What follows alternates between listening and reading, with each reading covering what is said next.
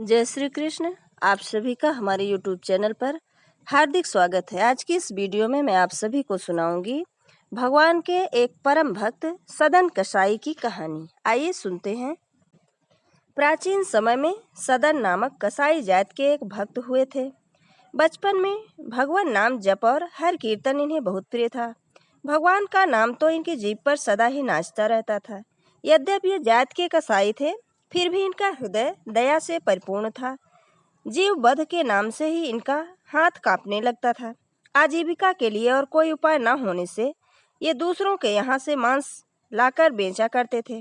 स्वयं अपने हाथ से पशु वध नहीं करते थे। इस काम में भी इनका मन लगता नहीं था, पर मन मारकर जात व्यवसाय होने से करते थे। सदा नाम जप, भगवान के गुणगान और लीला में पुरुषोत्तम के चिंतन में लगे रहते थे। सदन का मन श्रीहरि के चरणों में रम गया। रात दिन वे केवल हरि हरि किया करते थे। कहते हैं, जाति पात पूछे नहीं कोई, हरि को भजे सो हरि का होई। एक दिन की बात है, एक साधु सदन की दुकान के सामने से जा रहे थे। दृष्टि पड़ते ही वे शालिग्राम जी को पहचान गए। मांस विक्रेता कसाई के यहाँ अपवित्र स्थान में शालिग्राम जी को देखकर साधु को बड़ा क्लेश हुआ। सदन से मांगकर वे शालिग्राम को ले गए। सदन ने भी प्रसन्नता पूर्वक साधु को अपना वह चमकीला बाट दे दिया। साधु बाबा कुटिया पर पहुंचे। उन्होंने विधि पूर्वक शालिग्राम जी की पूजा की, परंतु भगवान को ना तो पदार्थों की अपेक्षा है, ना मंत्र की, ना विधि की। वे तो प्रेम के भूखे हैं, प्रेम से रिझते हैं। रात में उन साधु को स्वप्न में भी भगवान ने कहा, तुम मुझे यहाँ क्यों ले आए? मुझे तो अपने भक्त सदन के घर में ही बड़ा आनंद मिलता था। जब वह मांस तौलने के लिए मुझे उठाता था, तब उसके शीतल स्पर्श से मुझे अत्यंत आनंद मिलता था।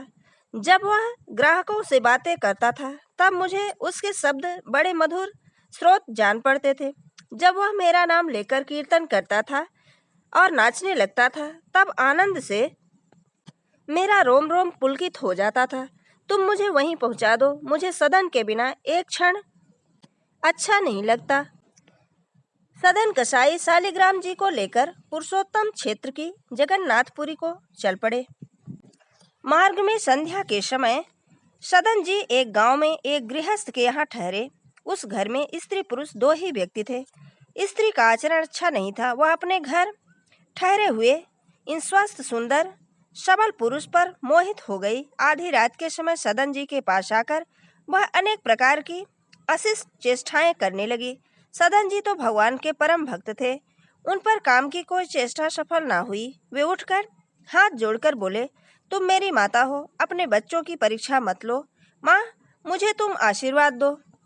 भगवान के सच्चे भक्त पर स्त्री को माता ही देखते हैं। स्त्री का मोहक रूप उनको भ्रम में नहीं डालता। वे हड्डी, मांस, चमड़ा, मलमूत्र, थूक इत्यादि के पुतले को सुंदर मानने की मूर्खता नहीं करते, परंतु जो काम के बस में होते हैं उनकी बुद्धि मारी जाती है। वह न सोच समझ पाता है, न कुछ देख पाता है। वह निर्लज्ज और निर्दयी होता है। जब कामातुर स्त्री ने समझा कि मेरे पति के भय से ही यह मेरी बात नहीं मानता, तब वह गई और तलवार लेकर सोते हुए पति का सिर धड़ से अलग कर दिया। कामांध कौन सा पाप नहीं कर सकता।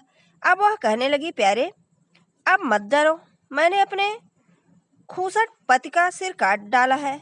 हमारे सुख का कंटक दूर हो गया। अब तुम मुझे स्वीकार करो। ऐसा देख सदन भय से कांप उठे।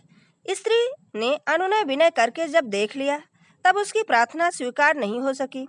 तब वह द्वार पर आकर छाती पीट पीट कर रोने लगी। लोग उसका रुदन सुनकर एकत्र हो गए। उसने कहा, इस यात्री ने मेरे पति को मार डाला और यह मेरे साथ दुष्कर्म करना चाहता है।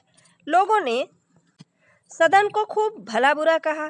कुछ ने मारा भी, पर सदन ने कोई सफाई नहीं दी। मामला न्यायाधीश के पास गया। सदन तो अपनी प्रभु की लीला देखते हुए अंत तक चुप होकर देखता रहा। अपराध सिद्ध हो गया। न्यायाधीश की आज्ञा से उनके दोनों हाथ काट लिए गए। सदन के हाथ कट गए, फिर भी रुधिर की धारा चलने लगी। उन्होंने इसे प्रभु की लीला ही माना। उनके मन में भगवान के प्रति तनिक भी रोष नहीं आया। भगवान के सच्चे भक्त इस प्रकार निरपराध कष्ट पाने पर भी अपने स्वामी की दया ही मानते हैं। भगवान नाम का कीर्तन करते हुए सदन जगन्नाथपुरी चल पड़े।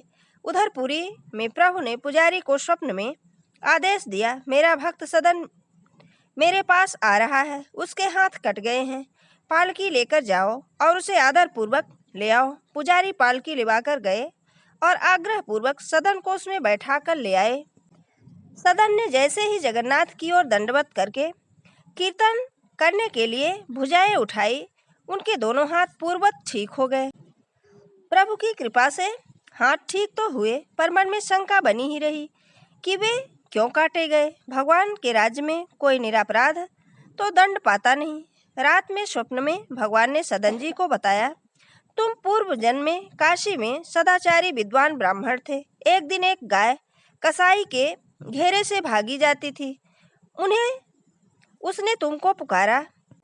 तुमने कसाई को जानते हुए भी गाय के गले में दोनों हाथ डालकर उसे भागने से रोक लिया। वही गाय वह स्त्री थी और कसाई उसका पति था। पूर्व जन्म का बदला लेने के लिए उसने उसका गला काटा। तुमने भयातुर गाय को दोनों हाथों से पकड़कर कसाई को सौंपा था। इस पाप से तुम्हारे हाथ काटे गए, इस दंड से तुम्हारे पाप का नाश हो गया। सदन ने भगवान की असीम कृपा का परिचय पाया। वे भगवत प्रेम में विह्वल हो गए।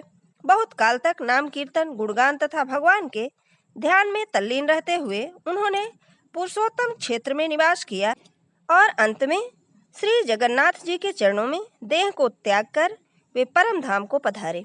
ये थी भगवान के परम भक्त सदन कसाई की कहानी। अगर हमारी ये वीडियो आपको अच्छी लगे तो लाइक जरूर करें और मित्रों के बीच में शेयर करना बिल्कुल ना भूलें। जय श्री कृष्ण, धन्यवाद।